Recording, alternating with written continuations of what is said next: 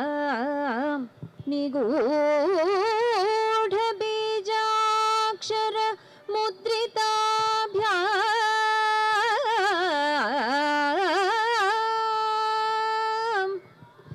नमो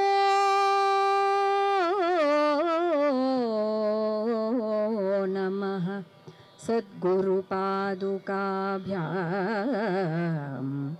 नमो नमः सद्गुरुपादुकाभ्यां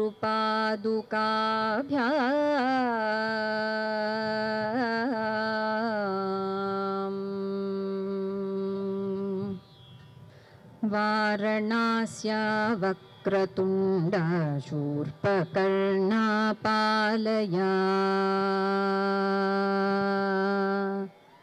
वारणास्या वक्रतुण्डा शूर्पकर्णा पालया हेरम्बा चारुहासा सर्पसूत्रा पालया वारणास्या वक्रतुण्डा शूर्पकर्णा पालया हेरम्बा चारुहासा सर्पसूत्रा पालया प्रमथनाथा प्रथमवन्द्या स्कन्दगुरुवर वरमते प्रमथनाथा प्रथमवन्द्या स्कन्दगुरुवर वरमते रक्तवसनालम्बजठराये एकदन्त गणपते रक्तवसनालम्बजठराये एकदन्त गणपते वारणास्या वक्रतुण्डा शूर्पकर्णा पालया हेरम्बा चारुहासा सर्पसूत्रा पालया क्षिप्रवरदा अर्कलसना प्रश्नगणपति नामका क्षिप्रवरदा अर्कलसना प्रश्नगणपति नामका योगसुगमा विघ्नहरणा सर्वलोकविनायका योगसुगमा विघ्नहरणा सर्वलोकविनायका वारणास्या वक्रतुण्डा शूर्पकर्णा पालया हेरम्बा चारुहासा सर्पसूत्रा पालया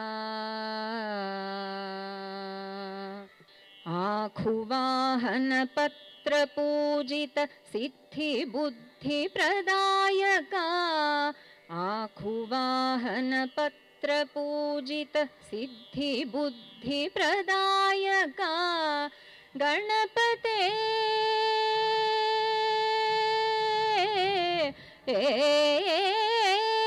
गणपते सच्चिदानन्द सुमुख विकट पालया गणपते सच्चिदानन्द सुमुख विकट पालया वारणास्या वक्रतुण्डा शूर्पकर्णा पालया हेरम्बा चारुहासा सर्पसूत्रा पालया वारणास्या वक्रतुण्डा शूर्पकर्णा पालया हेरम्बा चारुहासा सर्पसूत्रा पालया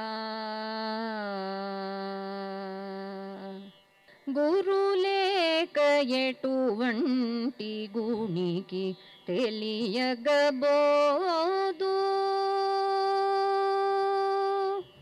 గురులేక ఎటువంటి గునికి తెలియగబోదు గురులేక ఎటువంటి గునికి తెలియగబోదు గురులేక ఎటువంటి గుణికి తెలియగబోదు గురులేక ఎటువంటి గుణికి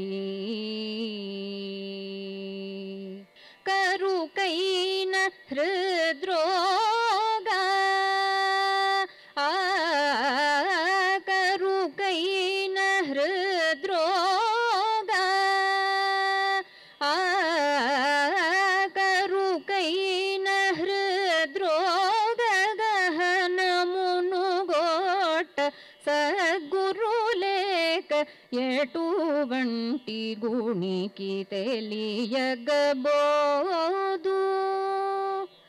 కరుకైన హృద్రోగ గహనమునుగోట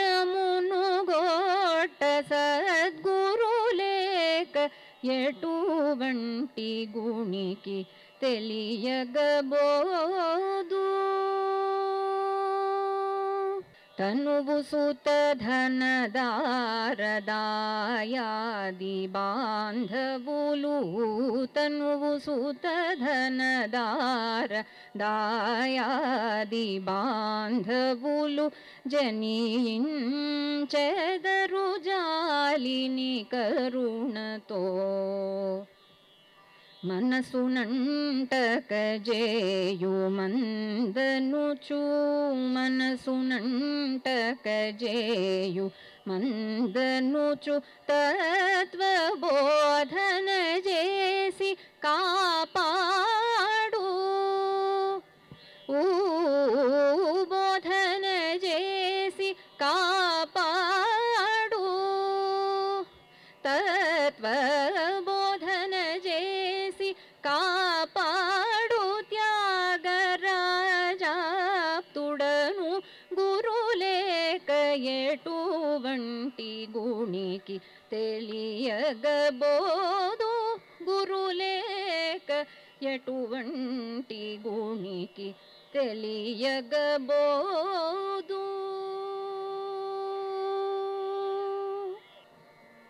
ధన్యవాదాలు.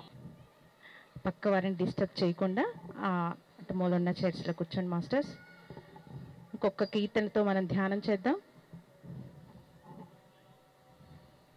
సాయం సంధ్యా సమయంలో ఇంతటి అద్భుతమైన సంగీత ధ్యానం, అందున చల్లటి గాలిలో అద్భుతమైన ధ్యానం చేస్తున్నాం మాస్టర్. సామూహిక ధ్యానం, సంగీత ధ్యానం. అంతయు నీవే హరి పుండరీకాక్ష అంతయు నీవే హరి పుండరీకాక్ష చింతనాకు నీవే శ్రీ రఘురామా అంతయు నీవే హరి పుండరీకాక్ష చింతనాకు నీవే శ్రీ రఘురామా అంతయు నీవే హరి పుండరీకాక్ష.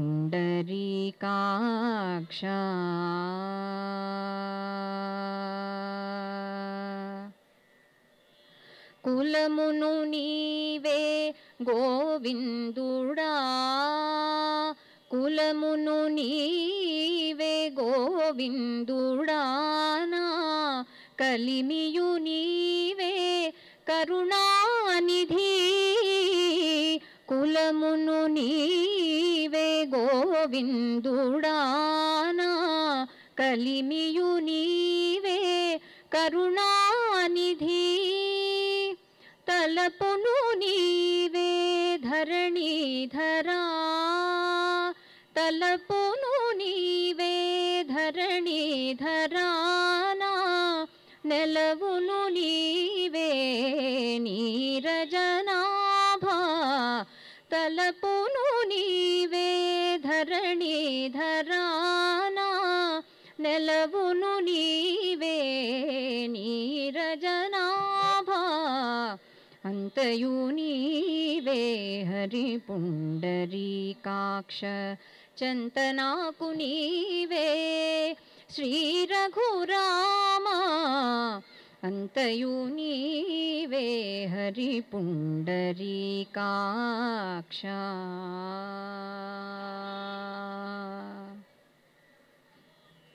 తనువును నీవే దామోదరా తనువును నీవే దామోదరా నామనికియు నీవే మధుసూదనా తనువును నీవే దామోదరా నామనికియు నీవే మధుసూదనా వినికియు నీవే విఠలుడా వినికియు నీవే విఠలుడా నా వెనక ముందు నీవే విష్ణుదేవుడా వినికియు నీవే విఠలుడా నా వెనక ముందు నీవే విష్ణుదేవుడా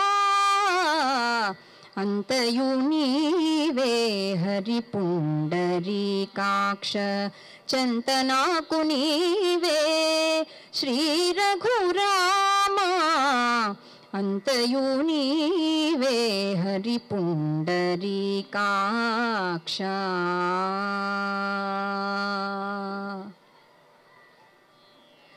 పుట్టుగు నీవే పురుషోత్తమా పుట్టుగు నీవే పురుషోత్తమా కొన నట్ట నడుమ నీవే నారాయణ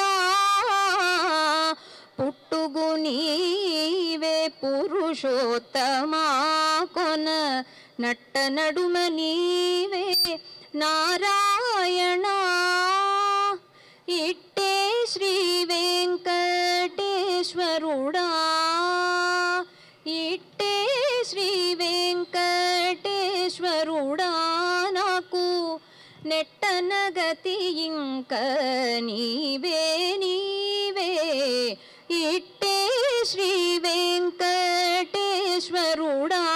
నాకు నెట్టనగతి ఇంక నీవే నీవే అంతయు నీవే హరి పుండరీకాక్ష చంతనాకు నీవే శ్రీ రఘురామా అంతయు నీవే హరి పుండరీకాక్ష అంతయు నీవే హరి పుండరీకాక్ష అంతయు నీవే హరి పుండరీకాక్ష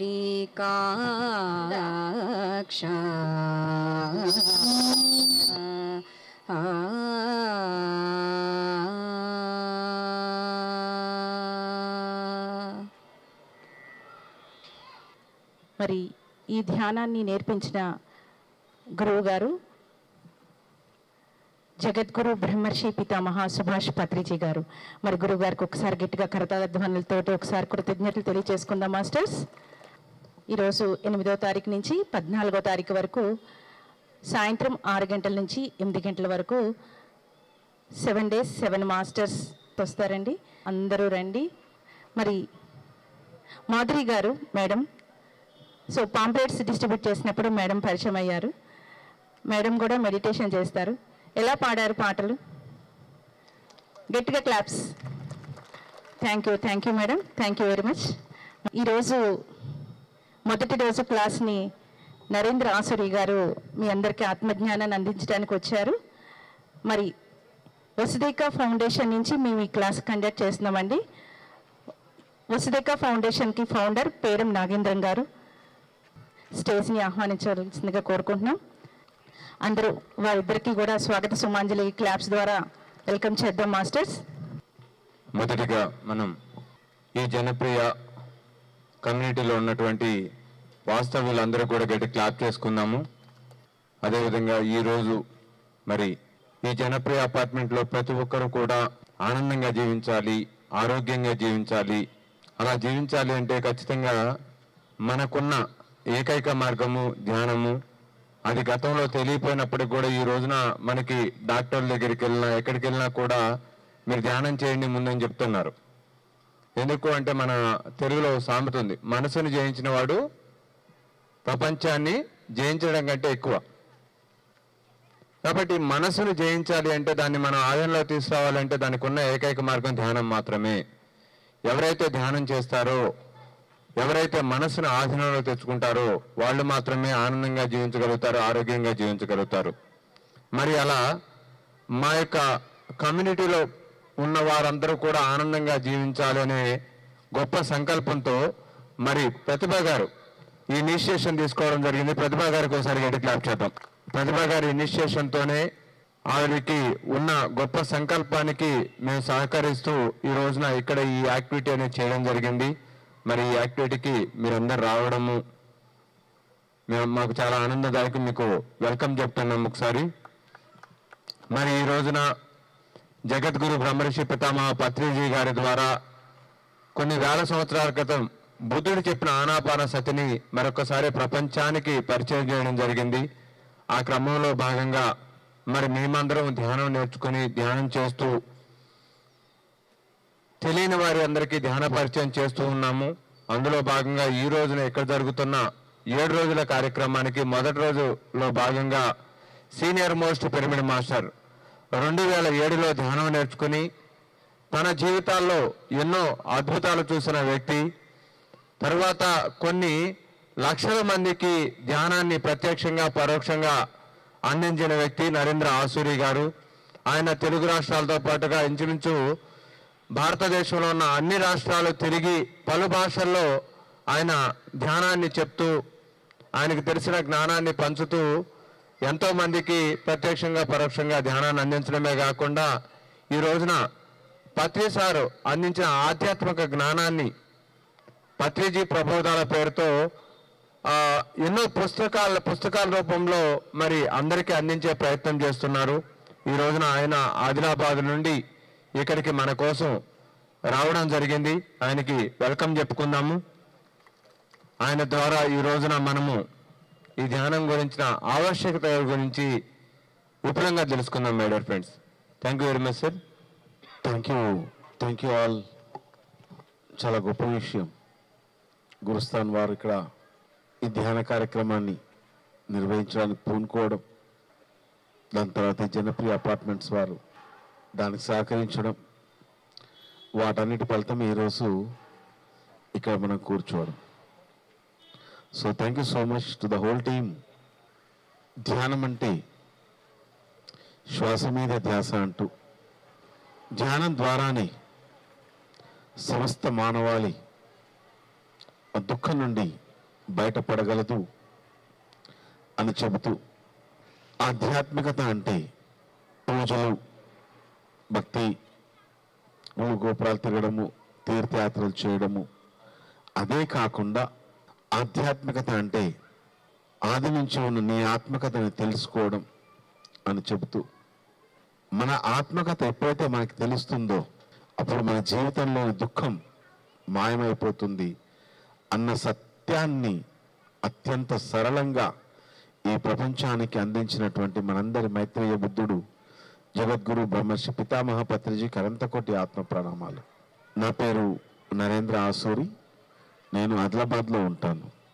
నేను 2007లో ధ్యానంలోకి రావడం జరిగింది. ధ్యానంలోకి రాకంటే పూర్వం నా జీవితం ఒక రాక్షస జీవితంలా ఉండేది. కేవలం తినడము, అంటే మాంసాహారం తినడము, తాగడము, పేకాడము, ఫ్రెండ్స్తో తిరగడము, ఇదే నా జీవితంగా ఉండేది. వృత్తిరీత్యా నేను ఒక ప్రభుత్వ ఉద్యోగిని. స్టేట్ కోఆపరేటివ్ డిపార్ట్మెంట్లో నేను అసిస్టెంట్ రిజిస్ట్రార్గా పనిచేస్తున్నాను. ధ్యానంలో రాకంటే పూర్వము ఎన్నో రకాల ఆరోగ్య సమస్యలు, కొన్ని చెప్పుకునేవి, కొన్ని చెప్పుకోలేనివి, వాటితో నా జీవితం అలా ఉండేది. ప్రతిరోజు 10 నుంచి 15 ట్యాబ్లెట్స్ వేసుకునేవాడిని, ఇంక్లూడింగ్ సైకియాట్రిస్టులు ఇచ్చినటువంటి ట్యాబ్లెట్స్ కూడా. సరికదా నా జీవితంలో ఎలాంటి మార్పు రాలేదు. 2007 సెప్టెంబర్ ఫస్ట్ వీక్ ఆ టైంలో నాకు నా జీవితం మీద విరక్తి పుట్టింది. ఇంకా ఏముందిలే జీవితంలో, వెనుక ఏమీ లేదు ఘన చరిత్ర చెప్పుకోవడానికి, ముందు పొందగలుగుతాననే ఆశ కూడా లేదు. దానికి కారణాలు చాలా ఉన్నాయి. బయటకి ఎక్కడికి వెళ్ళినా కూడా ఫైనాన్షియల్ ఇష్యూస్, ఇంట్లోకి వస్తే ఫ్యామిలీ ఇష్యూస్, నన్ను నేను చూసుకుంటే హెల్త్ ఇష్యూస్, ఆఫీస్కి వెళ్తే వర్క్ ఇష్యూస్. సో దాదాపుగా ప్రపంచంలో ఉన్నటువంటి ప్రతి ప్రాబ్లం నా జీవితంలోకి వచ్చేసింది. ఒక సహజంగా సామాన్యంగా ఏ మానవుడైతే ఎదుర్కొంటుంటాడో ఆ ప్రాబ్లమ్స్ అన్నీ కూడా నా లైఫ్లోకి వచ్చేసినాయి. సో వాటన్నిటి నుంచి తప్పించుకోవడానికి ఏ మార్గం కనపడలేదు. ఒక 2 నిమిషాలు కళ్ళు మూసుకుంటే అయిపోతుంది కదా, వీటన్ని నుంచి బయటపడాను కదా అనుకున్నాను. సో కానీ అప్పుడు నా లోపల కలిగిన కొన్ని నా లోపలనే నాకు నేనే రియలైజ్ అవుతూ అప్పుడు దాని నుంచి బయటపడగలిగాను.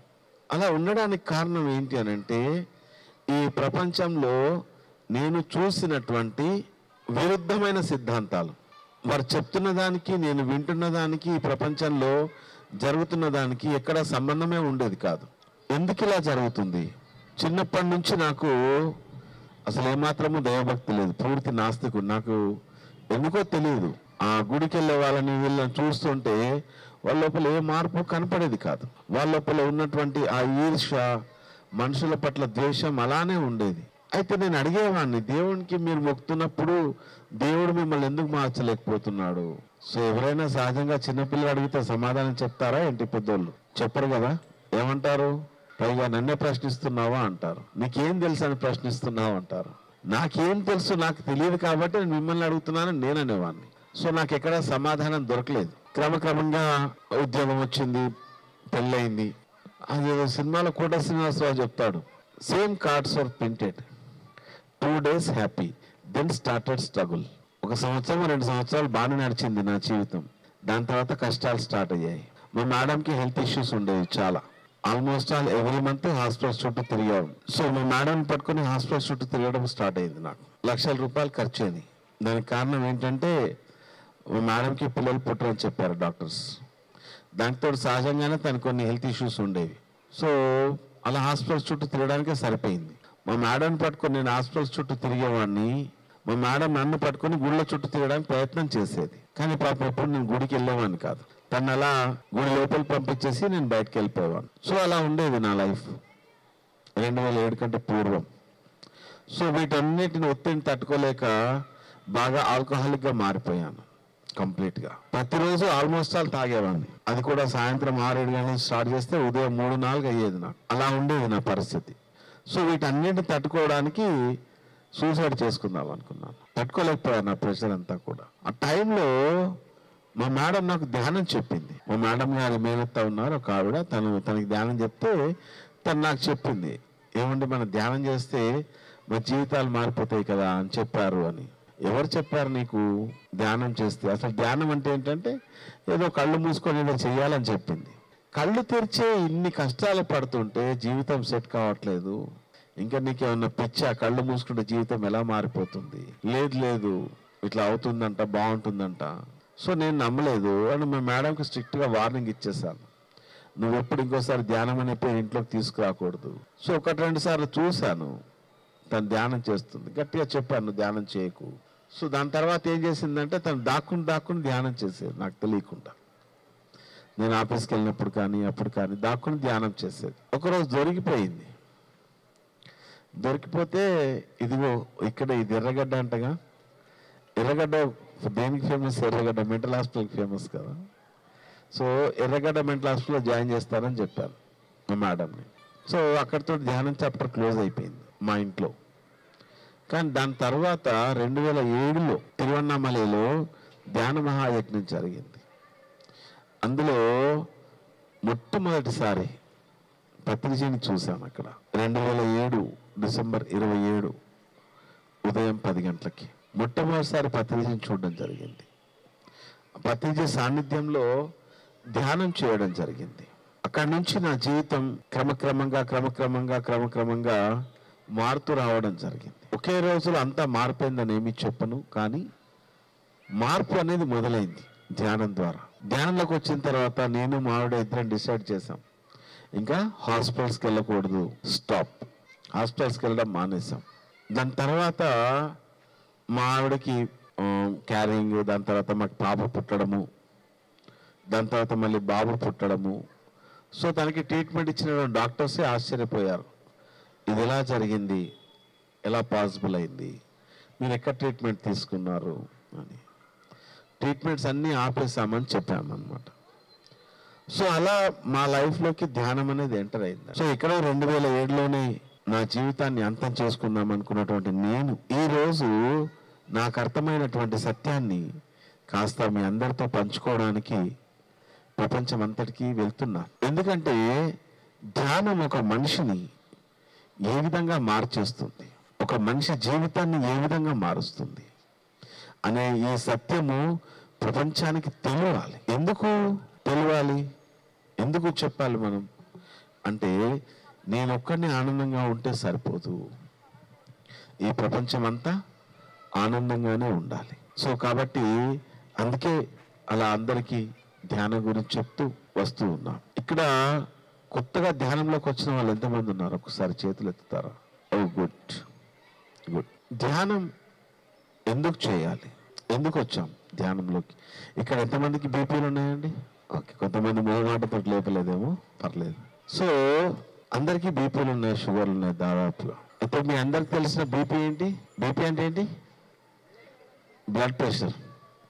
సో ఈరోజు ఇంకొక బీపీ గురించి మాట్లాడుకుందాం. ఇంకొక రకమైన బీపీ కూడా ఉంది తెలుసా? ఇంకొక రకమైన బీపీ ఏంటంటే బిలీఫ్ ప్యాటర్న్ అంటారు ఇంగ్లీష్లో.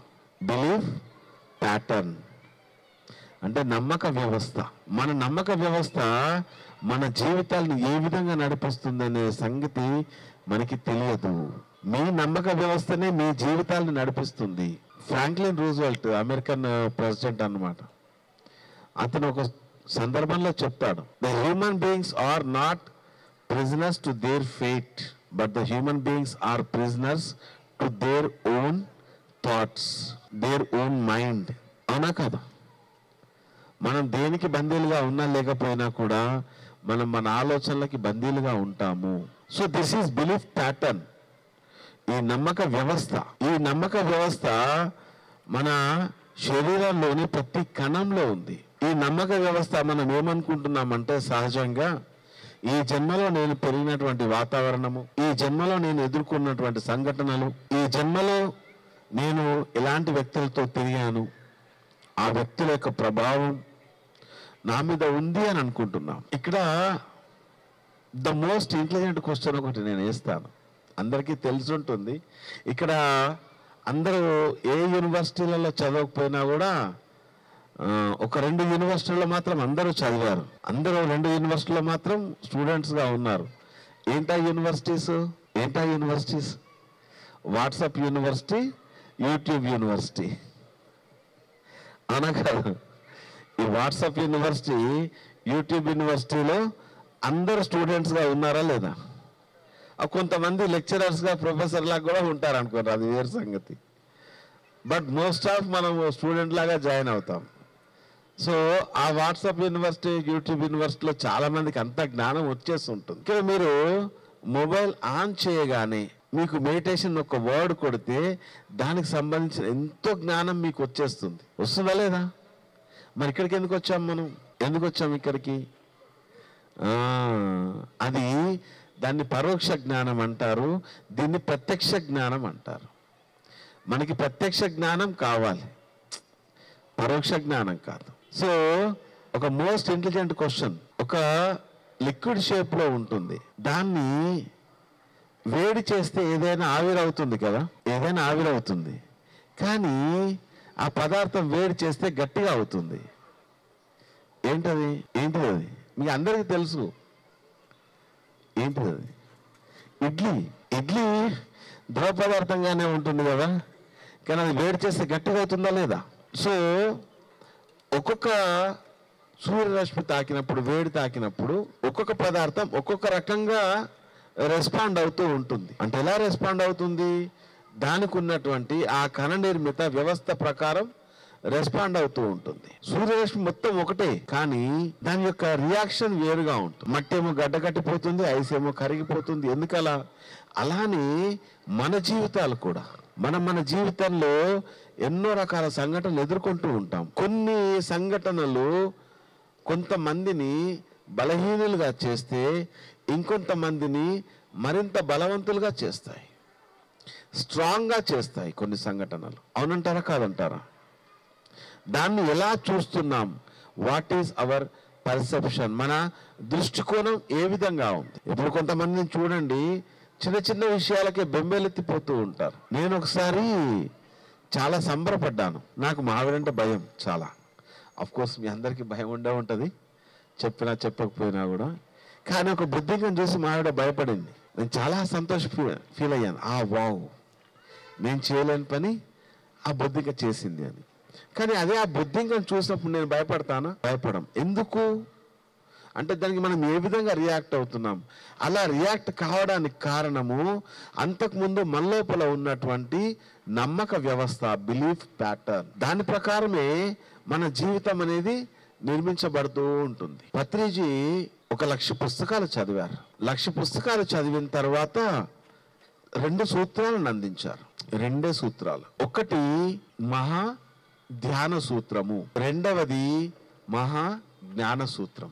ఏంటి మహా ధ్యాన సూత్రం? ఇందాక నాగేంద్ర గారు చెప్పినట్టు 2500 సంవత్సరాల క్రితం గౌతమ బుద్ధుడు ఈ ప్రపంచానికి అందించినటువంటి ధ్యాన సాధన మార్గము. ధ్యానం వేరు, సాధన మార్గం వేరు. ధ్యాన సాధన మార్గము ఆనాపాన సతి. అంటే ఆన అంటే ఉచ్ఛ్వాస, అపాన అంటే నిశ్వాస, సతి అంటే కూడుకొని ఉండడం.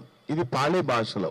దీనిని పత్రిజీ ఏం చేశారంటే అచ్చ తెలుగులో శ్వాస మీద ధ్యాస అని చెప్పారు. ఇది సాధన మార్గము. ధ్యానం అంటే శ్వాస మీద ధ్యాస ద్వారా, శ్వాస మీద ధ్యాస ద్వారా చిత్తవృత్తి నిరోధం. చిత్తము అంటే మనసు, వృత్తి అంటే మనసు చేసే పని. వృత్తి అంటే పని కదా, పని. సో చిత్త వృత్తి అంటే మనసు చేసే పనిని నిరోధించడము. అలా నిరోధించడానికి బుద్ధుడు 2500 సంవత్సరాల క్రితము ఆనాపానసతిని అందించడం జరిగింది. బుద్ధుడి జీవితంలో అన్నీ ఉన్నాయి, ఏం లేవు బుద్ధుడి జీవితంలో. చక్రవర్తి కుమారుడు, అన్ని రాజభోగాలు ఉన్నాయి. కానీ బుద్ధుడు ముసలితనాన్ని చూశాడు, పేదరికాన్ని చూశాడు, చావుని చూశాడు, అంగవైకల్యాన్ని చూశాడు. వీటిని చూసిన తర్వాత బుద్ధుడి మనసు చలించిపోయింది. ఇక్కడ మళ్ళీ వస్తుంది పర్సెప్షన్. మరి మనము రోజు చావును చూస్తున్నామా లేదా? టీవీలో ఆన్ చేసిన వెంటనే అవే వస్తుంటాయి. పేదరికాన్ని చూస్తున్నాం, అంగవైకల్యాన్ని చూస్తున్నాం, అనారోగ్యాన్ని చూస్తున్నాం. మరి మన దృష్టి మారిందా? ఏమనుకుంటాం మనము? వాడు పోయాడులే, నేను పోను. వాడు పోయాడు కానీ నేను ఉంటా ఇక్కడే. సో మరి మన దృష్టి ఎందుకు మారలేదు? ఎందుకు అంటే జన్మ జన్మల నుంచి మనము తీసుకొని వచ్చినటువంటి ఆ బీపీ. ఈ బీపీ తగ్గినా తగ్గకపోయినా, ఈ బీపీ యొక్క స్థితి మారినా మారకపోయినా, ఆ బీపీ స్థితి మాత్రం తప్పకుండా మారాలి. ఆ బీపీ స్థితి మారితే ఈ బీపీ ఆటోమేటిక్గా మీ కంట్రోల్లోనే ఉంటుంది. మనం బీపీ కంట్రోల్లో లేదు అని ప్రతిసారి బాధపడుతూ ఉంటాం. నీ ఆలోచన నీ కంట్రోల్లో ఉంటే నీ బీపీ నీ కంట్రోల్ ఎందుకు ఉండదు? చంచలమి మన కృష్ణ ప్రమాది బలభద్రుడం తస్యాహం నిగ్రహం మన్యే వాయోరివ సుదుష్కరం. అర్జునుడు కృష్ణుని వేడుకుంటున్నాడు. నా మనసు చంచలంగా అయిపోతుంది కృష్ణ, నా మనసు అల్లకల్లోలంగా అయిపోయింది, నా మనసు చాలా బలంగా చాలా దృఢంగా పనిచేస్తుంది, దానిని నేను నిగ్రహించలేకపోతున్నాను. వాయువునైనా సరే నా పిడికలతో బంధించగలనేమో కానీ నా ఆలోచనలని, నా మనసుని నేను నియంత్రించలేకపోతున్నాను అంటాడు. ఇక్కడ కురుక్షేత్ర మధ్యలో. మరి మన జీవితాలలో కురుక్షేత్రం ఉందా లేదా? ఎక్కడ ఉంది మన జీవితాలలో కురుక్షేత్రం? లోపలే ఉంది కదా. మరి ఈ కురుక్షేత్రంలో అర్జునుడి స్థితిలో ఉన్నది ఎవరు? మనసు. అదే అడుగుతుంది, నన్ను నేను నిగ్రహించుకోలేకపోతున్నాను, ఏదైనా చేయి. ఎందుకంటే అర్జునుడు మనసుకి ప్రతీక, కృష్ణుడు జ్ఞానానికి ప్రతీక, ఆత్మకి ప్రతీక. అర్జునుడు దుఃఖ స్థితికి ప్రతీక, కృష్ణుడు ఆనంద స్థితికి ప్రతీక. అర్జునుడు ప్రశ్నలు వేస్తూనే ఉన్నాడు నిరంతరం. మనం ఎలానైతే వేస్తున్నామో మనం కూడా వేస్తున్నామా లేదా ప్రశ్నలు? ఎందుకు నా జీవితం ఇలా ఉంది? ప్రతి ఒక్కరి జీవితంలో ప్రశ్నలు ఉన్నాయా లేవా? ప్రశ్నలు లేని వారు ఎవరైనా ఉంటే చేతులు ఎత్తండి. ఎవరైనా ప్లీజ్. ఒక్కరిని చూడాలనుకుంటున్నా. నా జీవితంలో ఎలాంటి ప్రశ్నలు లేవు, లేదా నాకున్న అన్ని ప్రశ్నలకి సమాధానాలు దొరికిపోయాయి అన్నవారు ఒక్కరు. మీరు 1,00,000 మందిని అడగండి, 1,00,00,000 మందిని అడగండి, 800 కోట్ల మందిని అడగండి, లేదు. ఎందుకు అంటే వాళ్ళ బిలీఫ్ ప్యాటర్న్, వాళ్ళ నమ్మక వ్యవస్థ. వారు వారి యొక్క నమ్మక వ్యవస్థని మార్చుకోలేకపోతున్నారు. అలా నమ్మక వ్యవస్థని మార్చుకోవడానికి పత్రిక అందించినటువంటిదే మహా ధ్యాన సూత్రము ఆనాపానసతి. ఈ చంచలంగా ఉన్నటువంటి ఈ మనసును నియంత్రించడం ఎలా? దీనికి మార్గం ఏది? బుద్ధుడు 5.5 సంవత్సరాల పాటు కొన్ని వందల మంది గురువుల దగ్గరికి వెళ్ళాడు. వందల మందిని ఇలానే ప్రశ్నలు వేశాడు. వారు ఆ ప్రశ్నలు మాయం కావడానికి ఎన్నో సాధన మార్గాలు చూపించారు, కానీ ఎక్కడ కూడా ప్రశ్నలు మాయం కాలేదు. 5.5 సంవత్సరాల పాటు ఏ గురువు కూడా బుద్ధుడిని తప్పుపట్టలేకపోయాడు. ఎందుకంటే వారు చెప్పిన దానికి 100% మించి సాధన చేశాడు. సో సాధన లోపం ఇక్కడ లేదు. మరి బుద్ధుడికి ఎందుకు ప్రశ్నలకి సమాధానం దొరకలేదు? అప్పుడు బుద్ధుడు ఏం చేయాలో అర్థం కాక నిస్తేజంగా కూర్చున్నాడు. సుజాత అని ఆవిడ పాయసం తెచ్చిస్తుంది, అలా కూర్చుంటాడు, ఏమీ చేయడు. అన్ని ప్రయత్నాలు ఆపేశాడు బుద్ధుడు. ఎందుకంటే అన్ని ప్రయత్నాలు చేశాడు, కానీ బుద్ధుడుకున్నటువంటి ఆ తీవ్రమైన కాంక్ష, ఆ సత్యం తెలుసుకోవాలనే కాంక్ష మనకుందా? Are we just making time pass? ఎవరికి వారి క్వశ్చన్ వేసుకోవాలి. ఎప్పుడైతే అంత మహత్వపూర్ణమైనటువంటి ఆ కాంక్ష ఉంటే తప్పితే ఆ సత్యం అనేది దొరకదు. అర్జునుడికి ఆ కాంక్ష అలానే ఉంది, నేను తెలుసుకోవాలి. అర్జునుడు స్వతహాగా మహావీరుడు, ఈ భూమండలంలోనే అంత గొప్ప వీరుడు లేడు అని కీర్తించబడ్డవాడు. కానీ అలాంటి వీరుడు తన లోపల ఉన్నటువంటి అన్ని అహంకారం అన్నిటి వదిలేసి నా చేతులు వంకుతున్నాయి కృష్ణ, నేనేం చేయాలి అంటాడు. మనం అలా అడుగుతున్నామా పరమాత్మని? అడుగుతున్నామా మనము? పరమాత్మ దగ్గరికి వెళ్తే, అయ్యా మాకు కొంచెం చిన్న చిన్న కష్టాలు ఉన్నాయి, అవి పోని, లేదా ఇంకోటి ఏదో ఇబ్బంది ఉంది, అది పోని, అవే అడుగుతున్నాను తప్పితే సత్యాన్ని నాకు చూపించు, ఆ సత్య మార్గంలో నేను ప్రయాణం చేసేలా నా ఆత్మశక్తిని నేను పొందే మార్గాన్ని చూపించు అని అడుగుతున్నామా? సాయిబాబా శ్వాస మహాపురాణంలో చెప్తాడు, అందరూ నా దగ్గరికి సంపద కోసము, పిల్లల కోసము, పదవుల కోసము, వైభోగాల కోసము, ఇంకేవేవో కోరికలతోటి వస్తూ ఉంటారు, కానీ నా దగ్గర అవేవీ లేవు వారికి ఇవ్వడానికి. నా దగ్గర ఉన్నదల్లా ఆ ఆత్మజ్ఞానం ఒకటే. కానీ అది ఎవరు నా దగ్గరకు వచ్చి అడగరే అంటాడు. ఎవరైనా అడుగుతున్నామా? ఎవరికి వాళ్ళే చెక్ చేసుకోండి. ఎవరైనా అడుగుతున్నామా? లాస్ట్ ఒక 70 సంవత్సరాలు, 80 సంవత్సరాలు, 90 సంవత్సరాల వయసులో అప్పుడు అడుగుతాం పరమాత్మ నన్ను నీ దగ్గర తీసుకో అని. అది కూడా భయంతోనే. ఎందుకంటే పొరపాటున నరకానికి వెళ్తే చచ్చిపోతాం, బతకలేం. గ్యారంటీ ఏం లేదు మనం నరకానికి వెళ్ళామని. ఉందా? ఎవరికైనా గ్యారంటీ ఉందా నేను ఖచ్చితంగా స్వర్గానికి వెళ్తానని? లేదు. ఎందుకు? కారణం మన నమ్మక వ్యవస్థ. మన నమ్మక వ్యవస్థనే మన జీవితాన్ని నడిపిస్తూ ఉంది. ఈ నమ్మక వ్యవస్థ ఏదో ఒక జన్మలో బ్రేక్ కావాల్సిందే. అలా బ్రేక్ చేసుకున్న వాడే బుద్ధుడు. బుద్ధుడు చెప్తాడు, నేను 600 జన్మలు తీసుకున్నాను. కొన్ని జన్మలలో అరిహంతుడిగా, కొన్ని జన్మలలో బోధిసత్వుడిగా జీవించాను. ఒక జన్మలో ఆడగా, ఒక జన్మలో మగగా, ఒక జన్మలో పేదవానిగా, ఎన్నో జన్మలు చూసుకుంటాడు బుద్ధుడు.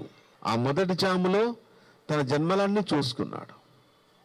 రెండవ జన్మలో ఆ జన్మలకి కారణం తెలుసుకున్నాడు. నేను ఎందుకు ఇలా జన్మ తీసుకున్నాను, ఎందుకు ఇలా నేను దుఃఖంలో ఉన్నాను. మూడవ జన్మలో ఆ దుఃఖ నివారణ మార్గాన్ని కనుక్కున్నాడు.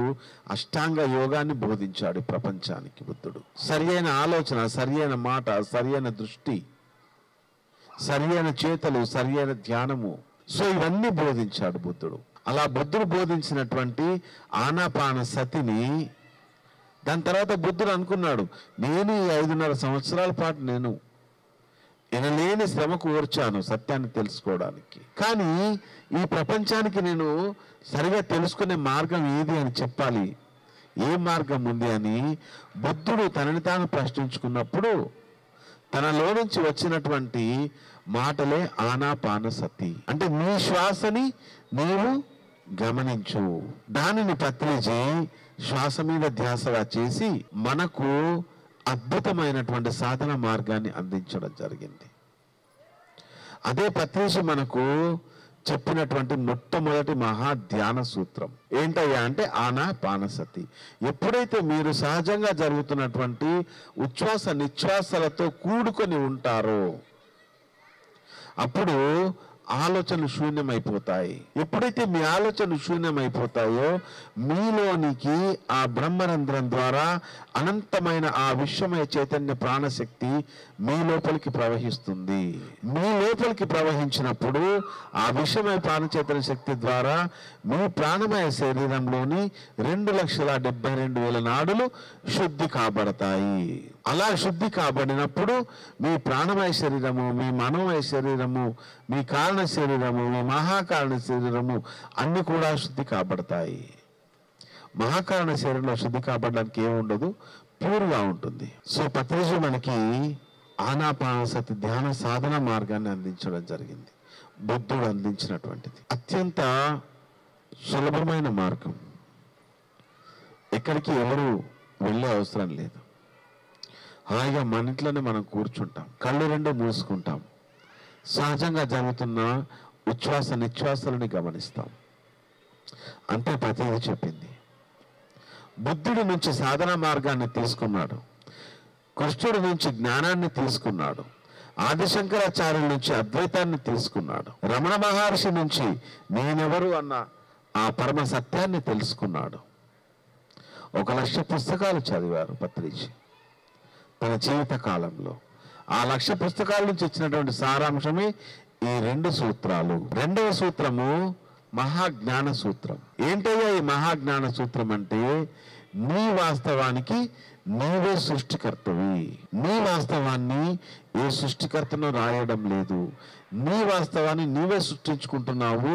నీ ఆలోచనల ద్వారా, నీ నమ్మకాల ద్వారా, నీ మాటల ద్వారా, నీ చేతల ద్వారా ఏ భగవంతుడు మన తలరాతని రాయడం లేదు. ఇది సత్యం. మీరు నమ్మినా నమ్మకపోయినా మీ తలరాతని మీరే రాసుకుంటున్నారు. మనందరము జనరల్గా అంటూ ఉంటాం పరమాత్మని పిల్లలమని. అవునా కాదు? పరమాత్మని పిల్లలమని అందరం అనుకుంటూ ఉంటాం. పిల్ల ఏమవుతుంది? పిల్లి అవుతుంది. గుర్రం పిల్ల ఏమవుతుంది? ఏనుగు పిల్ల ఏమవుతుంది? పులి పిల్ల ఏమవుతుంది? మరి పరమాత్మని పిల్లలు ఏమవుతారు? పరమాత్మలే అవుతారు. కానీ మనం మర్చిపోయామంతే. మనం మర్చిపోయాం. ఎలానైతే పరమాత్ముడు సృష్టిస్తున్నాడో అలానే మీ జీవితాన్ని మీరు సృష్టించుకుంటున్నారు. తను పెద్ద పరమాత్ముడు అయితే మనం చిన్న పరమాత్మలం. అంతేనా కాదా? ఇప్పుడు నా వయసు 5 సంవత్సరాల వయసు అప్పుడు నన్ను ఏమని పిలిచేవాళ్ళు? నరేంద్ర అని పిలిచేవాళ్ళు కదా. 15 సంవత్సరాలప్పుడు ఏమని పిలిచేవారు? నరేంద్ర అని పిలిచేవారు. 30 సంవత్సరాలప్పుడు నరేంద్ర అనే పిలిచేవారు. నాకు 100 సంవత్సరాలు వచ్చిన ఏమని పిలుస్తారు? నరేంద్ర అనే పిలుస్తారు. 5 సంవత్సరాల వయసప్పుడు నేను చిన్న నరేంద్రని, 30 సంవత్సరాల వయసు అప్పుడు ప్రౌఢాత్వ స్థితిలో ఉన్నటువంటి నరేంద్రని, 70-80 సంవత్సరాల వయసు ఉన్నప్పుడు వృద్ధాత్మ స్థితిలో ఉన్నటువంటి నరేంద్రని. 5 సంవత్సరాల వయసున్నప్పుడు నా జ్ఞానం ఒక రకంగా ఉండేది.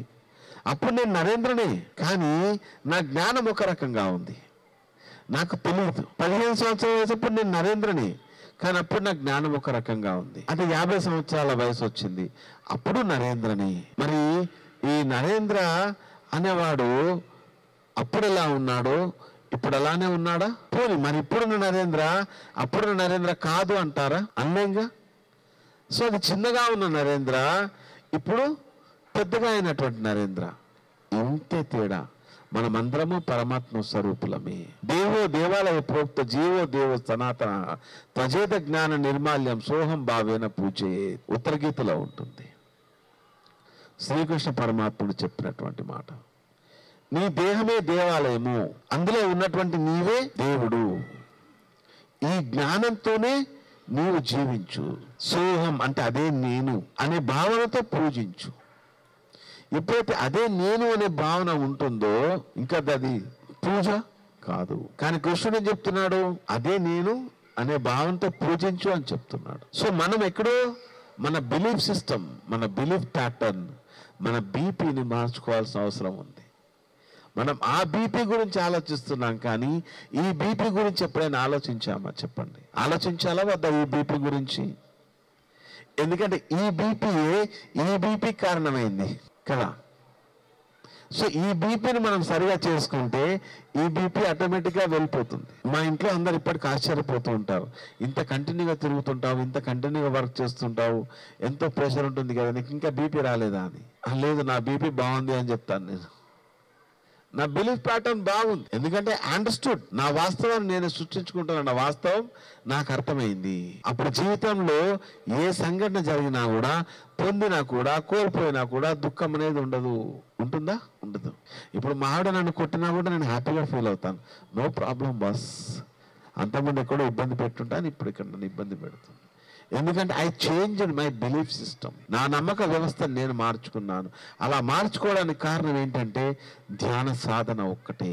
నిరంతరం ధ్యాన సాధన చేయాలి. ఇప్పుడు చాలా మంది ఈరోజు మెడిటేషన్ క్లాస్ జరిగింది, రేపు జరిగింది, 3వ రోజు జరిగింది, 4వ రోజు, 5వ రోజు రారు. ఏముందిలే, ఏం వెళ్ళినా కూడా అదే చెప్తారు కదా అని అంటారు. సో ఇట్లాగే ఒకతను కంటిన్యూగా మెడిటేషన్ క్లాసెస్కి వచ్చేవాడు, ఒకరోజు సడన్ గా రావడం ఆపేశాడు. ఆపేస్తే ఆ మెడిటేషన్ మాస్టర్ క్లాసెస్ తీసుకునే అతను వాళ్ళ ఇంటికి వెళ్ళాడు అనమాట. వాళ్ళ ఇంటికి వెళ్ళి ఏంటి, ఎందుకు రావట్లేదు అని అడుగుతాడు. అడిగితే ఏముందిలేండి, రోజు అదే కదా, ఎంత చెప్పినా కదే, శ్వాస ధ్యాసన చెప్తారు కదా, ఇంకేముందిలేండి అని అంటాడు. అయితే అప్పుడు అతడు ఆ నెగట్ దగ్గర కూర్చొని మంట కాచుకుంటూ ఉంటాడు. అయితే ఈ ధ్యాన గురువు ఏం చేస్తాడంటే, మెడిటేషన్ చెప్పే పర్సన్ అందులో నుంచి ఒక నిప్పు కనుక బొగ్గు ఉంటుంది కదా, దాన్ని తీసి పక్కన పెడతాడు. పక్కన పెట్టి ఇంకేం అనడు, ఊరుకుంటాడు అంతే. కొద్దిసేపటి తర్వాత ఏమవుతుంది, ఆ నిప్పు కనుక ఆరిపోతుంది.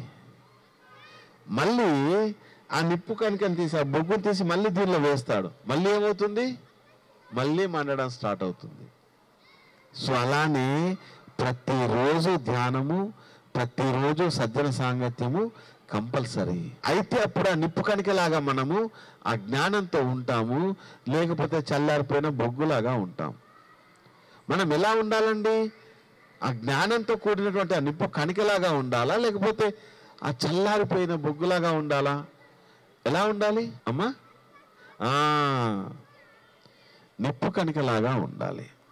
అందుకే పత్రిజీ ప్రతిరోజు ధ్యానము, స్వాధ్యాయము, సజ్జన సాంగత్యము, ఈ 3 తప్పకుండా చేయాలి అని చెప్తారు. చాలా మంది సమయం లేదు అంటూ ఉంటారు. 1 కాదు 2 నమస్కారం. ఎందుకంటే వాళ్ళని భగవంతుడు కాపాడలేడు.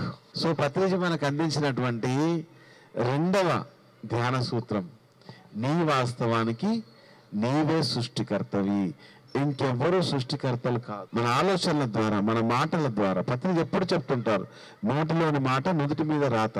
ఎందుకు చెప్తుంటారు అలా? ఎందుకు నోటిలోని మాట నుదుటి మీద రాత అవుతుంది? నేను మాట్లాడినప్పుడు మీరందరూ వింటున్నారా లేదా? కానీ మీరందరు వినే కంటే ముందే నా చెవులు వింటున్నాయి. వింటున్నాయా లేదా? నా చెవులు వింటున్నాయా? ఈ విన్నటువంటి మాటలు ఎక్కడికి వెళ్తున్నాయి? అందరూ అంటుంటారు ఇట్లా విని ఇట్లా వదిలేస్తామని. అది లేదు, ఎవరూ వదిలేరు. ఇక్కడ విన్నటువంటి మాటలు డైరెక్ట్ గా మీ సబ్ కాన్షియస్ మైండ్ లోకి వెళ్ళిపోతున్నాయి. మీ సబ్ కాన్షియస్ మైండ్ లో అక్కడ గూడు కట్టుకుని ఉంటాయి. అవి అక్కడి నుంచి మీ జీవితాన్ని నియంత్రించడం ప్రారంభిస్తాయి. ఒక ఫ్రీక్వెన్సీ రూపంలో. ఆలోచన ఒక ఫ్రీక్వెన్సీయే, మాట ఒక ఫ్రీక్వెన్సీయే, అవునా కదా? అంతా కూడా ఫ్రీక్వెన్సీ. ఇప్పుడు నేను మాట్లాడుతున్నాను, ఈ వాయిస్ ఇక్కడ నుంచి ఎలా వచ్చింది? దానికి దీనికి కనెక్షన్ ఏమీ లేదుగా. ఎలా పెరిగింది వాయిస్? పోనీ దానికి దీనికి కనెక్షన్ ఏమైనా కనపడుతుందా మనకి? ఏమీ కనపడడం లేదు. కానీ అక్కడ ఒక రిసీవర్ ఉంది. ఆ రిసీవర్ ఈ ఫ్రీక్వెన్సీని తీసుకుంటుంది. అలానే మన లోపల ఒక రిసీవర్ ఉంది, అది మనకు కనపడదు, ఆ ఫ్రీక్వెన్సీ మనకు కనపడదు. కానీ ఆ రిసీవర్ తీసుకుని అక్కడ పెట్టుకుంటుంది. దాని ద్వారానే మన జీవితం అనేది నిర్మించబడుతుంది. అదే బిలీఫ్ ప్యాటర్న్. నీ నమ్మక వ్యవస్థ సరిగా ఉండాలి అంటే మొదటగా మనము ధ్యానం చేయాలి. కృష్ణుడిని అర్జునుడు అడిగాడు, చంచలం హి మన కృష్ణ ప్రమాది బలవద్రుడం తస్యాహం నిగ్రహం మన్యే వాయోరివ సుదుష్కరం అంటే అప్పుడు కృష్ణుడు చెప్తాడన్నమాట. కృష్ణుడు సమాధానం చెప్పాలిగా, అది మనం తెలుసుకోవాలా లేదా? అచంచలం మహాబాహో మనో దుర్నిగ్రహంచలం అభ్యాసేన తు కౌంతేయ వైరాగ్యేన చ గృహ్యతి. నిజమే అర్జున, నీవు చెప్పింది. మనసు చాలా చంచలమైంది, దాన్ని నిగ్రహించడం చాలా కష్టం. ఎందుకంటే అది ఎప్పుడు చంచలంగా ఉంటుంది, చాలా కష్టం దాన్ని నిగ్రహించడం. కానీ దాన్ని నిగ్రహించే మార్గం ఉంది. ఎలా అంటే అభ్యాసం ద్వారా. అభ్యాసేన తు కౌంతేయ, అర్జున నీవు అభ్యాసం చేయి. అభ్యాసం ద్వారా నీ మనసును నీవు నియంత్రించుకోవచ్చు. అభ్యాసం ఏ స్థితిలో ఉండి చేయాలి? వైరాగ్యేన చ గృహ్యతే, వైరాగ్య స్థితిలో ఉండి అభ్యాసం చేయాలి. వైరాగ్యం అంటే ఏంటి వైరాగ్యం అంటే? గడ్డాలు పెంచుకుని అడవులకు పోవడమా? అదైతే అయి ఉండదు. అది అయి ఉంటే మేము ముందు ఉండేవాడినే కాదు. వైరాగ్యానికి అపోజిట్ వర్డ్ ఏంటి? వైభోగము. వైరాగ్యానికి అపోజిట్ వర్డ్ ఏంటి? వైభోగము. సో ఇక్కడ పత్రిజీ మనకి ఏం చెప్తాడు అని అంటే, నీవు వైరాగ్యంలో ఉండాలి. ఈ కళ్ళు ఏం చేస్తాయంటే ఈ ప్రపంచానికి నీకు మధ్య వారధిలాగా పనిచేస్తాయి, బ్రిడ్జ్ లాగా. అవునా కాదా? బ్రిడ్జ్ లాగా పనిచేస్తాయి నీకు ఈ ప్రపంచానికి. ఒక కొత్త డూప్లెక్స్ బిల్డింగ్ మీరు చూస్తారనుకోండి, విత్ వెల్ ఫర్నిష్డ్, అప్పుడు మీ కళ్ళంతా దాని మీదనే ఉంటాయి. ఆ కళ్ళ ద్వారా దాన్ని మీరు తీసుకుంటూ ఉంటారు, వర్క్ లైక్ బ్రిడ్జ్. సో అది వైభోగం. అవునా కదా? ఈ వైభోగం ఆగి నువ్వు వైరాగ్యంలోకి రావాలంటే కళ్ళు మూసేసుకోవాలి. కళ్ళు క్లోజ్ చేసామనుకోండి, బ్రిడ్జ్ క్లోజ్ అయిపోతుందిగా. అవుతుందా లేదా? కళ్ళు మూసుకుంటే బ్రిడ్జ్ బయట ప్రపంచానికి మనకి వారధి కట్ అవుతుంది. సో అందుకే కళ్ళు మూసుకోవాలి. కళ్ళు అనేటి మన మనో ప్రపంచానికి ద్వారాలు. సో అందుకే కళ్ళు మూసేయాలి ఫస్ట్. దాని తర్వాత ఈ బాహ్య ప్రపంచంతో వైరాగ్య స్థితి వచ్చేసింది కదా. బాహ్య ప్రపంచంతో వైరాగ్య స్థితి వచ్చేసింది. నెక్స్ట్ వైరాగ్య స్థితి మన ఏ ప్రపంచంతో రావాలి? మనో ప్రపంచంతో రావాలి, మనస్సుతోటి రావాలి. మనస్సు ఏం చేస్తుంది? ప్రతిదీ అడుగుతూ ఉంటుంది. నాకు అది కావాలి, నాకు ఇది కావాలి, నాకు బంగ్లా కావాలి, నా కొడుక్కి ₹1 కోటి కట్నం ఇచ్చే కోడలు రావాలి, నా కూతురికి మాత్రము $1 మిలియన్ కట్నం తీసుకోకుండా రావాలి. ఎంత అద్భుతమైన మనుషులం అండి మనం నిజంగా కదా. సో కాబట్టి మనసు ఇవన్నీ చేస్తూ ఉంటుంది, ఆల్వేస్ ఇవన్నీ అడుగుతూ ఉంటుంది. పక్కవారు కొత్త బెంజ్ కారు కొన్నారు, ఇక్కడ ఎసిడిటీ స్టార్ట్ అవుతుంది, ఇంటికి వెళ్ళి 2-3 ఈనో ప్యాకెట్లు వేసుకొని తాగాల్సిందే దాంట్లో. సో అక్కడ ఏమవుతుంది? మనసు ఇవన్నీ అడుగుతూ ఉంటుంది. ఈ మనసుని కూడా వైరాగ్య స్థితిలోకి నెట్టేయాలి. మరి మనసుని వైరాగ్య స్థితిలోకి నెట్టేయడం ఎలా?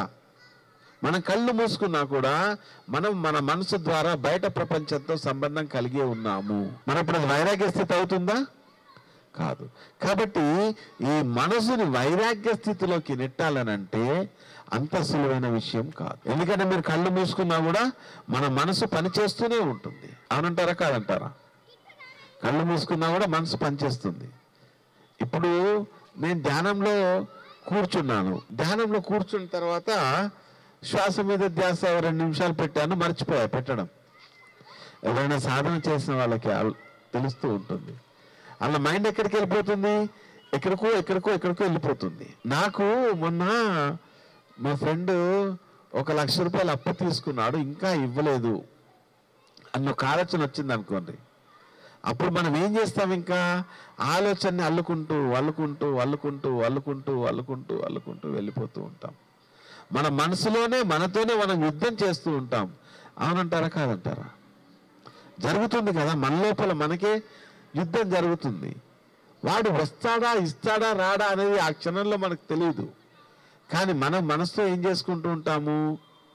వాడు ఇవ్వకపోతే ఎలా, రేపు బాబు స్కూల్ ఫీజు కట్టాలి, లేదా ఇంకేదో చిట్టు కట్టాలి, లేదా ఈఎంఐ కట్టాలి, కట్టకపోతే నా సిబిల్ స్కోర్ తగ్గిపోతుంది, నా సిబిల్ స్కోర్ తగ్గిపోతే నేను బ్యాంకు లోన్కి వెళ్తాను, అప్పుడు వాడు చట్ నువ్వు వెళ్ళిపోయి నీకు లోన్ ఇవ్వండి, సిబిల్ స్కోర్ బాగాలేదంటాడు. ఇప్పుడు ఏం చేయాలి? నేను నా సిబిల్ స్కోర్ బాగాలేదంటే నాకు బ్యాంకు నుంచి లోన్ రాదు. నేను మా ఇంకో ఫ్రెండ్ దగ్గరికి వెళ్తాను, వాడిని అప్పడుగుతాను, కానీ వాడు ఆల్రెడీ నేనే కష్టాలు ఉన్నాను, నేను ఇవ్వలేను అంటాడు. దాని తర్వాత ఇంతకుముందు నేను సాయం చేసిన ఇంకొక ఫ్రెండ్ ఉన్నాడు ఫలానా సుబ్బరావు అని, వాడి దగ్గరికి వెళ్ళి అడుగుతాను. వాడి దగ్గరికి వెళ్ళి అడిగితే అప్పుడు వాడు ఏమంటాడు, మొన్ననే అమ్మాయి పెళ్లి చేశాను, నా దగ్గర డబ్బులు లేవంటాడు. ఇప్పుడు ఏం చేయాలి నేను దేవుడా అని ఏడుస్తుంటాడు. ఏమైనా సంబంధం ఉందా అండి? ఏమైనా సంబంధం ఉందా? ఎక్కడికి వెళ్ళిపోయాడు చూడండి. ఇక్కడ ఉన్నవాడు ఒక నెల తర్వాతనో 2 నెలల తర్వాతనో 3 నెలల తర్వాతనో జరుగుతున్న సంఘటన ఆ స్థితిలోకి వెళ్ళిపోయాడా లేదా? అందరు జరుగుతుందా లేదా? ఇది అందరి లైఫ్లో మనల్ని మనమే ఊహించుకుంటూ ఉంటాం ఎక్కువగా. దాని తర్వాత మళ్ళీ ఏమనుకుంటాం, నేను అనుకున్నట్టే అయింది అనుకుంటాం. నేను ఎలా అనుకున్నానో అలానే జరిగింది. ఎందుకు అనుకున్నాం అనేది అర్థం కాదు. ఎందుకు అనుకున్నారు మరి? ఆ అనుకునేది ఏదో బాగా జరగాలని అనుకోవచ్చుగా, అనుకోవచ్చా లేదా? బాగా జరగాలని. కానీ ఎందుకు అనుకోం? వాడు నాకు డబ్బులు వేయాలని అనుకోవచ్చుగా, అనుకుంటామా? అనుకోం. దానికి కారణం ఏంటి అనంటే మనలో ఉన్నటువంటి బిలీఫ్ ప్యాటర్న్. ఆల్వేస్ గుర్తుంచుకోండి, మనలో ఉన్నటువంటి బిలీఫ్ ప్యాటర్న్, నమ్మక వ్యవస్థ.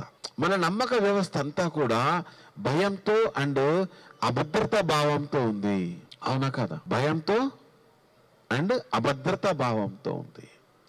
భద్రతా భావంతో మనం ఎవరము లేము. అదే మన జీవితాలను తినేస్తుంది. మనం నిజంగా మనం భయంతోనే జీవిస్తున్నాం కదా. ప్రతిదీ భయమే అయిపోయింది మనకి, ప్రతిదీ భయమే. మరి అలా భయంతో జీవిస్తున్నప్పుడు భయం అనేది ఎక్కడి నుంచి వస్తుంది మనకి? మనసు నుంచే కదా. ఈ భయంతో మీరు మనం జీవిస్తున్నప్పుడు మన ఆత్మ కుచించుకుపోయి ఉంటుంది. మన ఆత్మ కుచించుకుపోయి ఉంటుంది. ఆత్మ అసలు లేనే లేదు అక్కడ. ఆత్మ అసలు ఏ పని చేయదు, కుచించుకుపోయి ఉంటుంది.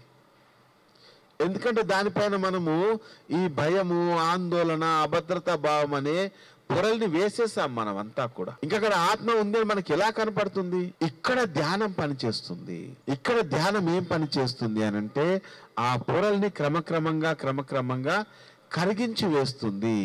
అలా కరిగించి వేసినప్పుడు అప్పుడు మన లోపల ఉన్నటువంటి ఆ ఆత్మని, ఆ ఆత్మ స్వరూపాన్ని మనం చూసుకోగలుగుతాం. మనలోనే ఉన్నటువంటి ఆ వెలుతుని మనం చూసుకోగలుగుతాం. ఒక 2 ఫ్రెండ్స్ వెళ్తూ ఉంటారు ఇలా నడుచుకుంటూ. ఆ 2 స్నేహితులలో ఒకడేమో నాస్తికుడు, ఒకడేమో ఆస్తికుడు. ఈ నాస్తికుడైన ఫ్రెండ్ ఏమంటాడనంటే, ఇన్ని వేల సంవత్సరాల నుంచి నువ్వేదో అంటుంటావు కదా, యోగులు, ఋషులు, దేవుళ్ళు వాళ్ళందరూ ఉన్నారు, వాళ్ళందరూ జ్ఞానాన్ని అందిస్తున్నారు, కానీ ప్రపంచం ఇలా ఎందుకుంది?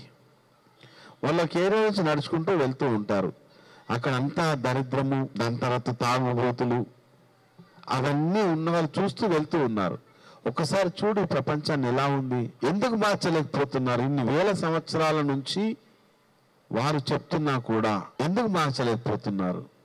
అవునా కదా? మార్చగలిగారా? కృష్ణుడు వచ్చాడు, బుద్ధుడు వచ్చాడు, రాముడు వచ్చాడు, పరమహంస యోగానంద వచ్చాడు, సత్యసాయి వచ్చాడు, సాయిబాబా వచ్చాడు. మార్చగలిగారా? అదే అంటాడు అనమాట అతని స్నేహితునితో. అప్పుడు వాళ్ళ ఫ్రెండ్ ఏమన్నాడు, ఇంకా ఈ ఆస్తికుడైన ఫ్రెండ్ జస్ట్ నవ్వేసి నడుచుకుంటూ వెళ్తుంటాడు. కొద్ది దూరం పోయిన తర్వాత ఒక మురికి బట్టలతో ఉన్నటువంటి ఒక పాప కనబడుతుంది. ఇంత ఒళ్ళంతా మురికిగా ఉంటుంది, చింపిరి జిప్తో ఉంటుంది, మురికిగా ఉన్న బట్టలతో ఉంటుంది. అప్పుడు ఈ ఆస్తికుడైన ఫ్రెండ్ అంటాడన్నమాట, ఈ ప్రపంచంలో ఎన్ని లక్షల కంపెనీల సబ్బులు ఉన్నాయి కదా, సబ్బుల కంపెనీలు ఉన్నాయి కదా, ఒక్క సబ్బు కంపెనీ కూడా ఆ అమ్మాయిని శుభ్రపరచలేకపోయింది అని అంటాడు. ఇప్పుడు నాస్తికుడైన ఫ్రెండ్ కోపం వచ్చేస్తుంది. అందులో ఆ కంపెనీ వాళ్ళది ఏం తప్పు ఉంది? అమ్మాయి సబ్బు తీసుకొని స్నానం చేస్తే అమ్మాయి శుభ్రపడుతుంది, అంతే కదా. అప్పుడు ఆస్తికుడైన ఫ్రెండ్ ఇదే అంటాడన్నమాట, ఇదే జ్ఞానం విషయంలో కూడా జరుగుతుంది. ఈ భూమి పైన జ్ఞానం ఎప్పుడు అందించడం జరుగుతూనే ఉంది.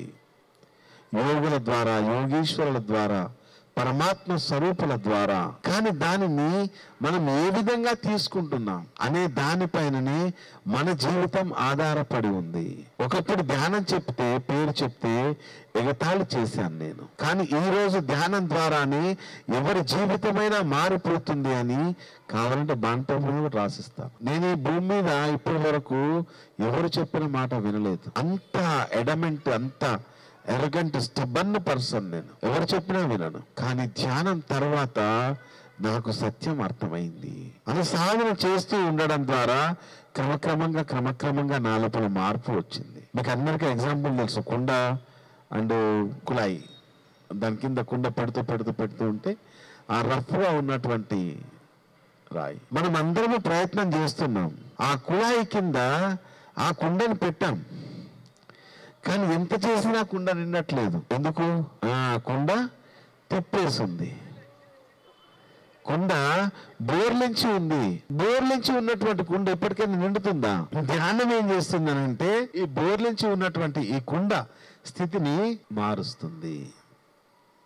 ఎప్పుడైతే ఈ బోర్లించి ఉన్నటువంటి ఈ కుండ స్థితి మారిందో అప్పుడు ఈ కుండలో ఆనందం, ఐశ్వర్యం, వైభోగం అన్నీ నిండుతాయి. కానీ మనం ఏం చేస్తున్నాము? ఆ కుండను బోర్లించి పెట్టేసి బాయో ఇంకా నిండట్లేదయ్యా అంటున్నాం. సో ధ్యానం ఏం చేస్తుంది? ఇలా ఉన్నటువంటి మీ నమ్మక వ్యవస్థని సరిగా చేస్తుంది ధ్యానం. ఆ ధ్యానాన్ని వైరాగ్య స్థితిలో ఉండి చేయమంటున్నాడు కృష్ణుడు. మళ్ళీ మనం అక్కడికే వద్దాం. వైరాగ్యేన చ గృహ్యతే. మనం కళ్ళు మూసుకోవడం ద్వారా బయట ప్రపంచం నుంచి వైరాగ్య స్థితికి వచ్చేసాము. అలాగే మన ఆలోచన నియంత్రించుకోవడం ద్వారా అభ్యాసం వైరాగ్య స్థితిలోకి రావడం ద్వారా పక్కన పెట్టేసేయాలి. ఏ ఆలోచన అయితే నిన్ను ఈ బయట ప్రపంచాన్ని కలుపుతుందో దాన్ని పక్కన పెట్టేయాలి. మన ఆలోచన అంతా అదే ఉంటుంది కదా, బయట ప్రపంచాన్ని కలుపుతూనే ఉంటుంది. ఈ కలుపుతున్నటువంటి ఆలోచనని పక్కన పెట్టేయాలి. నీ శ్వాస మీద ధ్యాస పెట్టాలి. ఎప్పుడైతే నీ శ్వాస మీద నీవు ధ్యాస పెడతావో అప్పుడు బహిర్ముఖంగా ఉన్నటువంటి నీ చూపు అంతర్ముఖంగా మారుతుంది. It's a process. ఒక్క రోజులో జరగదు. క్రమం తప్పకుండా సాధన చేయాలి. ఈ సాధన చేయడానికి ఏ ప్రత్యేకమైన ప్రదేశం అవసరం లేదు, ఏ ప్రత్యేకమైన సమయము అవసరం లేదు, ఏ ప్రత్యేకమైన ఆసనము అవసరం లేదు. స్థిర సుఖ ఆసనంలో కూర్చోవచ్చు. మీకు ఏ ఆసనంలో కూర్చుంటే కంఫర్టబుల్ గా ఉంటుందో ఆసనంలో కూర్చోవచ్చు. కింద కూర్చోవాలని ఏమీ లేదు, మీరు ఎలా అయినా కూర్చోవచ్చు. చేయవలసింది ఏంటయ్యా అంటే కళ్ళు రెండు మూసుకోవడము, చేతి వేళ్ళలో వేళ్ళు పెట్టుకోవడము, కుర్చీలో కానీ సోఫాలో కానీ కూర్చుంటే కాళ్ళు రెండు క్రాస్ చేసుకోవడము, సహజంగా జరుగుతున్న ఉచ్ఛ్వాస నిశ్వాసాలని గమనించడము.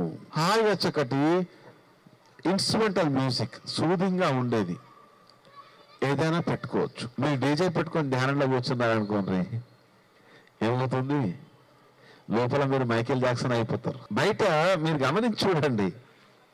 ఇప్పుడు ఒక బారాత్ వెళ్తుంది కదా, బారాత్ వెళ్ళినప్పుడు డీజే ఉంటుంది కదా, ఆ డీజే ఉన్నప్పుడు మీ మైండ్, మీ లోపల మీరు డాన్స్ చేస్తూ ఉంటారు. ఇలా ఆ మ్యూజిక్ తగ్గట్టుగానే మీ డాన్సింగ్ స్టెప్స్ పడుతూ ఉంటాయి. కానీ బయటకు వచ్చేసరికి శరీరాన్ని కదిలించాలంటే ఆ విధంగా కదలదు. ఏంటి తేడా అంటే మన మనసుకి మన శరీరానికి కోఆర్డినేషన్ లేదు. సమన్వయం అంటారు దాన్ని తెలుగులో. అలానే మన మనసుకి మన బుద్ధికి కోఆర్డినేషన్ లేదు. మన లోపల ఇంకొకటి ఉందా లేదా? బుద్ధి. మనము శరీరము, మనసు, బుద్ధి, ఆత్మ, పరమాత్మ 5 స్థితులలో జీవిస్తూ ఉంటుంది ఎప్పుడు కూడా. ఈ శరీరానికి సంబంధించినటువంటి భౌతిక అవసరాల కోసం పనిచేస్తుంటాము, మనసుకు సంబంధించిన అవసరాల కోసం పనిచేస్తుంటాము. కానీ ఎప్పుడైతే మొదటిసారి మీరు ధ్యానంలోకి వస్తారో అప్పుడు మీ బుద్ధి కోసం మీరు పనిచేయడం స్టార్ట్ చేస్తారు. ధ్యానం అంటేనే అది. ధ్యానం అంటే ఏంటి? డి ప్లస్ యానము. ఏంటి ధ్యానం అంటే? D plus annum. డి అంటే ఏంటి? బుద్ధి. డి అంటే బుద్ధి. బలవంతుడు అంటారు, శక్తివంతుడు అంటారు, అలానే ధీమంతుడు అంటారు. బుద్ధిపరంగా గొప్ప స్థితిలో ఉన్న వారిని ధీమంతుడు అంటారు. ధీమంతుడు అంటే అంటే బుద్ధి. ఎప్పుడైతే మనం ధ్యానంలోకి వస్తామో మొదటిసారి మనము మన బుద్ధితో ప్రయాణం చేస్తాం. ఇందాక చెప్పుకున్నాం కదా, శరీరవత్ వైరాగ్యము, మనసువత్ వైరాగ్యము వచ్చేసింది. నెక్స్ట్ ఏంటి? What next? బుద్ధితో ప్రయాణం చేస్తాము. అందరికీ బుద్ధి ఉంది, కానీ ఒకరికి ఎక్కువ, ఒకరికి తక్కువ. ధ్యాన సాధన ద్వారా మన బుద్ధి 100% పెరుగుతుంది. ఈ 100% పెరిగినటువంటి బుద్ధితో జీవించేవాడే బుద్ధుడు. సో ధ్యానం ద్వారా మనమందరము బుద్ధులం అవుతాము. ధ్యానం ద్వారా మనమందరము మన లోపల ఉన్నటువంటి అన్ని ప్రశ్నలు మాయమై మనసు స్థితిని దాటి ఆ ఆత్మస్థితికి, పరమాత్మ స్థితికి చేరుకుంటాము. అందుకే కృష్ణుడు ఏం చెప్పాడు? సాధనని వైరాగ్యవచ గృహ్యతి, నీ అభ్యాసాన్ని వైరాగ్య స్థితిలో ఉండి చేయాలి అన్న దానికి అది మామూలుగా పండితులకు అర్థమవుతుంది. ఇందులో ఎవరైనా పండితులు ఉన్నారేమో నాకు తెలియదు, కానీ నేనైతే పామరుణ్ణే. నాకు అర్థం కావడం కోసం పత్రిజీ దాన్ని సరళమైన భాషలో తీసుకొచ్చి అందించడం జరిగింది. నాకు అర్థం కావడం కోసం. భగవద్గీత మనందరికి అర్థమవుతుందా అండి? మనమందరం సంస్కృత పండితులం కాదు. మరి ఎలా అంటే ఇది ఇలా పత్రిజీ మనకు అందించడం జరిగింది భగవద్గీతని. My dear friends, my dear masters and my dear gods అంటూ పత్రిజీ మనని ఎప్పుడూ సంబోధిస్తూనే ఉంటారు. మిత్రులారా, స్వాములారా, భగవంతులారా అంటూ. మిత్రులారా అని ఎందుకంటారంటే మనం మొత్తం సృష్టికి మిత్రత్వంలో ఉండాలి. మిత్రత్వం అంటే కేవలం మనుషులతోనే కాదు, ప్రతి జంతువుతో, ప్రతి పక్షితో, ప్రతి చెట్టుతో, ప్రతి చేమతో మిత్రత్వంలో ఉండాలి. కానీ మనం అలా ఉంటున్నామా? ఈరోజు జంతువులను చంపి తింటున్నాం, ప్రకృతిని నాశనం చేస్తున్నాం. ప్రతి ప్రాణిలోనూ నేనే ఉన్నాను అని చెప్పాడు శ్రీకృష్ణ పరమాత్ముడు. అహమాత్మ గూఢాకేశ సర్వభూతాశయ స్థిర అహమాదిశ్య మధ్యంచ భూతానామంతేవచ. అంటే అన్ని జీవులలోనూ నేనే ఉన్నాను అన్నాడు. మరి అన్ని జీవులలో ఉన్నటువంటి కృష్ణుడు ఆ కోడిలో, మేకలో, చేపలో లేడా? మరి ఒక దేవుడు ఇంకొక దేవుడిని చంపొచ్చా అండి? ఆహారం కోసం చంపొచ్చా? నేను విటమిన్స్ జోలికి కానీ, ఆ మినరల్ జోలికి కానీ, ఆ ఎనర్జీ జోలికి కానీ, బలం జోలికి కానీ దేనికి వెళ్ళడం లేదు, ఏ జోలికి వెళ్ళడం లేదు, నేనేమీ మాట్లాడడం లేదు. మనకి ప్రాణం పోసే శక్తి లేనప్పుడు ప్రాణం తీసే హక్కు ఎలా ఉంటుంది? ఏ జీవి నీ ముందరకు వచ్చేసి నన్ను చంపి తిను అని అంటున్నా ఎవరైనా? అంటారా? సో మనము మిత్రత్వంలో లేము. మన మిత్రత్వం ఎలా ఉంటుందంటే అవసరమైన వాళ్ళతో మిత్రత్వం ఉంటుంది. పక్కింటి ఆవిడ దగ్గర ఒక పుష్ప ఆ విగిలేదు అనుకోండి, ఇంకా ఆవిడతో మిత్రత్వం క్లోజ్, కథం, అయిపోయింది. అంతకుముందు 10 సార్లు ఇచ్చిన కూడా మర్చిపోతాం. సో మనం అవసరరీత్యా మాత్రం మిత్రత్వంలో ఉన్నాం తప్ప మనం ఈ సృష్టి గొప్ప మిత్రులమే కాదు. కానీ ధ్యానం ద్వారా సమస్త సృష్టికి మనం మిత్రులం అవుతాం, ధ్యానం ద్వారా మాత్రమే. అలానే స్వామిత్వం అంటారు పత్రిజీ.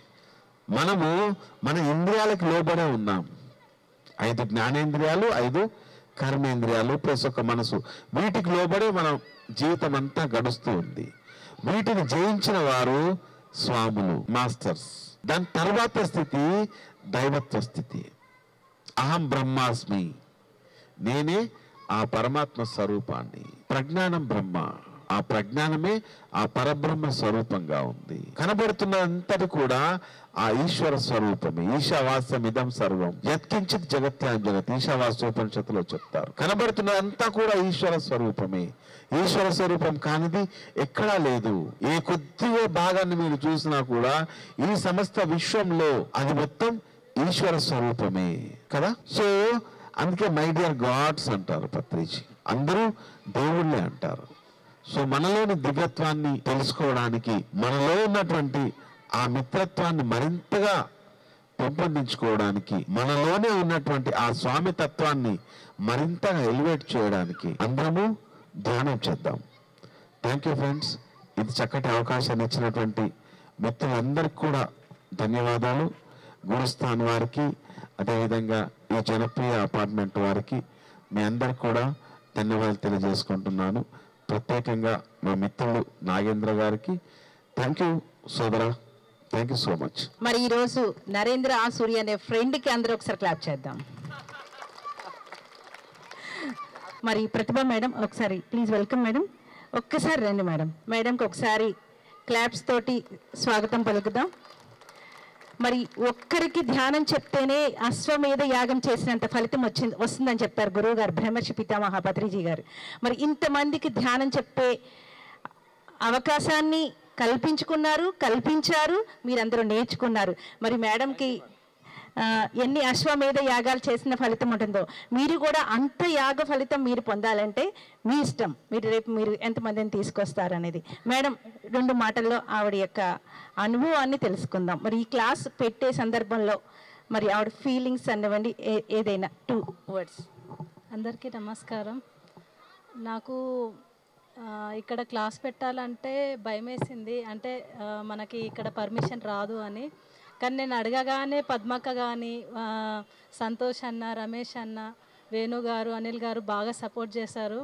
నేను అనుకున్నా అసలు ఇది జరగదేమో అనుకున్నా, కానీ ఆ మాస్టర్స్ నాకు హెల్ప్ చేశారు. థ్యాంక్ యూ అన్న. అన్నలకు అందరికీ థ్యాంక్ యూ సో మచ్. నేను చాలా హ్యాపీగా ఉన్నాను. ఎందుకంటే నేను ఈ ధ్యానంలోకి వచ్చినాక నన్ను నేను చాలా మార్చుకున్నాను. అంత పోయింది, అయిపోయింది నా లైఫ్ అనుకున్న దానికి నా కొత్త లైఫ్ నాకు ఈ ధ్యానమే ఇచ్చింది. నా హెల్త్ ఇష్యూస్ కానీ, నా మెంటల్ టెన్షన్ కానీ, నా స్ట్రెస్ కానీ దీని ద్వారానే నేను పోగొట్టుకున్నాను అన్నీ. దీంట్లోకి వచ్చిన తర్వాత నేను ఏదైతే పొందుతున్నానో, ఏదైతే నేను జ్ఞానం తీసుకుంటున్నానో, నేను పొందిన లాభాన్ని నా వాళ్ళకి నేను ఇవ్వాలి, నేను అందరికీ చెప్పాలి. నాలో ఉన్న మిరాకిల్, నా లైఫ్లో జరుగుతున్నాయన్నీ మీకు అందరికీ తెలవాలనేసే ఈ క్లాస్ పెట్టేయడం జరిగింది. దయచేసి ఇంకా మీరు ఎవరైనా ఇంకా కొంతమందిని తీసుకొచ్చి వాళ్ళకు కూడా ధ్యానం చేపిద్దాం అనేసి కోరుకుంటున్నాను. Thank you so much. ఈరోజు ఈ యొక్క వసుదేవ ఫౌండేషన్లో జరిగినటువంటి ధ్యాన యోగంకు వచ్చేటువంటి మిత్రులందరికీ నమస్కారాలు. నేను మరి ఆంధ్ర శనగలమరి ఆళ్ళగడ్డ దగ్గర, నా పేరు శంకర్ సుబ్బరావు. మరి ఈ యొక్క క్లాసు చాలా బాగుంది. కానీ ఇక్కడ దాదాపు 800 అపార్ట్మెంట్ అనుకుంటున్నా. కానీ ఒక్కొక్కరు వచ్చినా కానీ 800 మంది అవుతారు. కానీ సరైనటువంటి అవగాహన లేదు. ముందు మనం అసలుకు మనకు జీవితంలో ఏది ముఖ్యము? ఆరోగ్యం. ఆరోగ్యం లేకుంటే ఎన్ని కోట్లు ఉన్నా కానీ వృధా. అంటే తినలేము, తిరగలేము, బట్ట కట్టుకోలేము సరిగా. అందువల్ల ఆరోగ్యం ముఖ్యం కాబట్టి ప్రతి ఒక్కరు దీన్ని అవగాహన పెంచుకొని రేపు మళ్ళా కనీసం మేము ఒక్కొక్కరన్నా ఎక్కువ చేసుకొని 7వ రోజుకంతా మొత్తం అపాయింట్మెంట్ ఒక్కొక్కరు రావాలని నేను కోరుకుంటున్నా. నా యొక్క సోనుగా చెప్తున్నాను, నా అనుభవం. నేను 2016లో నాకు యాక్సిడెంట్ అయింది. ఇక్కడ పిల్లలు కూడా బయటకు వచ్చాయి. పెద్ద ఆపరేషన్ జరిగింది. ఆ ఆపరేషన్లో 10 రోజులు హాస్పిటల్ ఉన్నా బెంగళూరులో. తర్వాత బీపీ వచ్చింది. మొత్తం అప్పుడే ఆ రోజు వచ్చింది, బిగినింగ్ అయింది. దాని తర్వాత ఇంటికి వచ్చాను. ఒకటే ట్యాబ్లెట్స్ రోజు కనీసం అంటే ట్యాబ్లెట్ చేసుకుంటున్నాను. కానీ 2016లో కాదు, 2006లో నాకు యాక్సిడెంట్. 2008లో వచ్చిన తర్వాత నాకు మా ఊరికి సత్యసాయి ధ్యాన మండలని బచ్చమయ్య గురించి గారి యొక్క క్లాస్ నిర్వహించినారు. ఆ క్లాస్లో నేను 10 రోజులు పాల్గొన్నాను. దాని తర్వాత ఈ ధ్యానానికి తగ్గట్టుగా ఒక ధ్యానం ఒకటే ఒక మనకు శరీరాన్ని లోపల ఒక ఆత్మను మన లోపల అంటే భావాలను సరిచేస్తుంది. తర్వాత మన యొక్క శరీరాన్ని కూడా కొద్దిగా దృఢంగా ఉంచుకోవాలి. దృఢంగా ఉంటేనే మనం ధ్యానాన్ని కూర్చోగలం. ఎట్లా కూర్చున్నా పర్వాలేదు, కానీ శరీరము కండరాలు కూడా బాగా పటుత్వంగా ఉండాలంటే కొద్దిగా కనీసం అంటే శరీర వ్యాయామనే చేయాలి. కొద్దిగా లైట్గా ఒక 10 నిమిషాలు అట్లా, ఒక 10 నిమిషాలు మనము ప్రాణాయామం, ఒక 15 నిమిషాల దాకా ఈ యొక్క ధ్యానం కూడా చేస్తే శరీరం 100% బాగవుతుంది. నాకు ఇప్పుడు ఎలాంటి బీపీ లేదు, షుగర్ లేదు, మోకాళ్ళ నొప్పులు లేవు, ఎలాంటి యొక్క జబ్బులు లేవు. అందువల్ల నా అనుభవం చెప్తున్నా కాబట్టి మీరందరూ ఇది పాటించి అందరూ ఈ అపార్ట్మెంట్లో కాదు మనకు తెలిసిన వాళ్ళందరికీ చెప్పి ఆరోగ్యాన్ని అందిస్తాక మన గురువులు బాగా సంతోషిస్తారు. వాళ్ళకి ఇచ్చేటువంటి గురు దక్షిణ ఇదేని నేను తెలియజేసుకుంటాను. ఈ యొక్క అవకాశం ఇచ్చినటువంటి ఈ యొక్క శాఖ వారికి నా యొక్క కృతజ్ఞతలు తెలుపుతున్నాను. నమస్తే. ముందుగా అందరికీ ఆత్మ ప్రణామాలండి. My dear masters and friends, ఈ రోజుల్లో ప్రతి ఒక్కరికి చిన్నపిల్లల దగ్గర నుంచే పెద్దవాళ్ళ వరకు కూడా ఏజ్తో సంబంధం లేదు. మనం చేసే ప్రొఫెషనల్ కానీ వేరే విషయాలు కానీ బిజినెస్ కానీ ఇందాక సార్ చెప్పినట్టుగా దేంతోనూ సంబంధం లేకుండా ప్రతి ఒక్కళ్ళము ప్రతి క్షణం కూడాను ఎన్నో రకాల ప్రాబ్లమ్స్ని ఫేస్ చేస్తూ ఉన్నాం. అంటే టెన్షన్ మెంటల్గా ఫిజికల్గా అన్ని రకాలుగానే. ఫిజికల్ టెన్షన్ అంటే మనం పడుకుంటే రిలాక్స్ అయిపోతుంది, కానీ ఈ మెంటల్ టెన్షన్ ఎంత పడుకున్నా కూడా అది మనల్ని పడుకోనివ్వకుండా అనుక్షణం కూడా మనల్ని తట్టి లేపుతూ ఉంటుంది. నీకు ఈ ప్రాబ్లం ఉంది, మనకి ఈ ప్రాబ్లం ఉంది, ఇది ఎలా సాల్వ్ అవుతుంది అని అంటూ అనుక్షణం మనము దాని గురించి బాధపడుతూనే ఉంటాము తప్ప దాన్ని రియల్గా వచ్చినప్పుడు ఎలా ఫేస్ చేయాలనేది తెలుసుకొని అది ఫేస్ చేయగలగడానికి కావాల్సిందన్నీ కూడా మనకి ఏంటంటే ఈ ధ్యానంలో ఉన్నప్పుడు మాత్రమే తెలుస్తుంది. నేను అనుకోకుండా ఈ ధ్యానంలోకి వెళ్ళగలిగాను. అది నా కొంచెం పర్సనల్ ఇష్యూస్ కానీ ఏదన్నా కానివ్వండి అనుక్షణం అనుకుంటూ ఉండేదన్నమాట. ధ్యానం చేస్తే బాగుండు, మంచిది ఏదన్నా దొరికితే బాగుండు అనుకుంటూ ఉండేదని. అనుకోకుండా జరిగిన విషయంలో నాకేమైందంటే దీంట్లో చాలా బాగా జరిగింది. అది జరిగిన తర్వాత అది అసలు నా అనుభవం ఏంటంటే ఆ ప్రాసెస్లో జరిగినప్పుడు రియల్గా అది ధ్యానం అనే విషయం కూడా నాకు తెలీదు, కానీ తెలియకుండా దాంట్లోకి వెళ్ళిన తర్వాత తెలిసిన మాకేంటంటే శ్రీకాళహస్తిలో ఉంటారు మునిబాబు గారని, ఆయన్ని కలుసుకోవటం జరిగింది. ఆయన్ని కలుసుకున్నప్పుడు ఆయన చెప్పారన్నమాట, అమ్మ ఇది ధ్యానమే, నువ్వు కంగారు పడద్దు. దీనికి ఏంటంటే పత్రిజీ గారిది యూట్యూబ్లో మనకి ఎన్నో రకాల మెడిటేషన్ మ్యూజిక్స్ ఉన్నాయి, అట్లాగే లార్డ్ కృష్ణవి కూడా మ్యూజిక్స్ ఉంటాయి, ఎన్నో రకాలు అందరివి ఉన్నాయి మనకు మాట. పిరమిడ్స్ వాళ్ళవి ఉంటాయి, బుద్ధుడివి ఉంటాయి, రకరకాల భాషలు మాట, నేపాల్ వాళ్ళవి కానీ ఇలా అందరివి ఉంటాయి. మీకు ఏ మ్యూజిక్ నచ్చితే ఆ మ్యూజిక్ పెట్టుకుని వింటూ ఉండండి అన్నారు. సరేలేమని చెప్పనేసి నేను స్టార్ట్ చేశాను. ముందేంటంటే ఒక 10 minutes ఒకరోజు, ఇంకో రోజు ఒక 20 minutes, తర్వాత ఒక 30 minutes, అట్లా రోజుకి కొద్దిగా పెంచుకుంటా నా ధ్యానం ఏ లెవెల్కి వెళ్ళిందంటే డైరెక్ట్ కూర్చుంటే 4 hours కంటిన్యూషన్గా కూర్చుని ధ్యానంలోకి వెళ్ళిపోయేదాన్ని. ఈ ధ్యానంలో వెళ్తే ఫస్ట్ 1 hour ఎలా ఉంటుందంటే వాళ్ళు మనకి చెప్తున్న శ్వాస మీద ధ్యాస మనసు పెట్టినప్పుడు కొన్ని ఆలోచనలు మనకు వస్తాయి. ఆ ఆలోచనలను పక్కకి నెట్టుకుంటా మనం నిద్ర అనేది పోకుండా ఉండాలి. కాబట్టి మన అందరం కూడా ఏంటంటే ఈ పిరమిడ్ అనే ధ్యానంలోకి వచ్చి మనం ధ్యానం చేసుకోవటం వల్ల మనకి అన్ని రకాలుగాను ప్రాబ్లమ్స్ సాల్వ్ అవుతాయి, 10 మందికి జ్ఞానము పెంచినట్టు అవుతుంది, మన పిల్లలు కూడా మనం మంచిగా చూసుకుంటే చేయగలుగుతాము. అందుకని ఈ వసుదైక ఫౌండేషన్ వాళ్ళు చేసిన ఈ ప్రోగ్రాము చాలా బాగా నచ్చింది నా మనసుకి.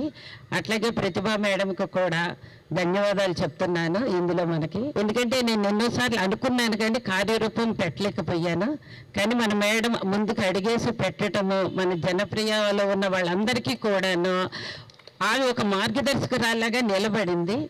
ప్రతి ఇంటికి ఒక లేడీ కంపల్సరీ కూడా ధ్యానం నేర్చుకుంటాం వల్ల ఏమవుతుందంటే ప్రతి ఒక్క ఇంట్లోనూ అన్ని రకాలుగా అందరికీ కూడా అది పెరుగుతూ ఉంటుంది. మన మధ్య ఉండే ప్రాబ్లమ్స్ సాల్వ్ అవుతుంటాయి అన్ని రకాలుగాను. మీ అందరికీ నా ధన్యవాదాలండి. Thank you madam, thank you very much.